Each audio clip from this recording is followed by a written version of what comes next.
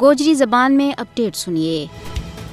بھارت کے زیر تسلط جموں کشمیر میں غاصب حکومت کو ظلم و جبر، قہر سامانی، قتل و غارت گری، املاک کی تباہی اور اجتاح کی پامالی کو سلسلہ بدستور جاری ہے۔ عورت بھارتی حکومت نے SIA، ED اور NIA جیسی خفیہ ایجنسیاں کی ایک ایسی کھیپ تیار کی ہے جڑی ریاست کا چپا چپا ور پھیل چکی ہے اور وہ روزانہ کی بنیاد پر بے گناہ لوگوں کا کاراں ور چھاپا مار کے کاراں کی پان توڑ اور مکینہ نہ ہراساں کر رہے ہیں۔ تلاشی کے بہانے لوگوں کی تذلیل و تحقیر کی جا رہی ہے اور بے گناہ لوگوں نہ شک کی بنیاد پر گرفتار کر کے پس سے دیوار زندہ کیو جا رہی ہے۔ حریت رہنماواں، انسانی حقوق کا محافظاں، وکلاء، اساتذہ کرام اور صحافیوں کی ایک بڑی تعداد نہ گرفتاری تو بعد کشمیر اور بھارت کی جیلوں میں بند کر دیتو ہے، حتیٰ کہ علماء کرام نہ بھی گرفتار کر لیے ہوئے ہے، جڑا اسلام کی پاک تعلیم کا نور تو لوکاں نہ منور کر رہا تھا۔ بھارت خفیہ ایجنسیاں ED، NIA اور SIA نہ کشمیریاں نہ دبان واسطے ایک ہتھیار کا طور پر استعمال کر رہے ہوئے ہے۔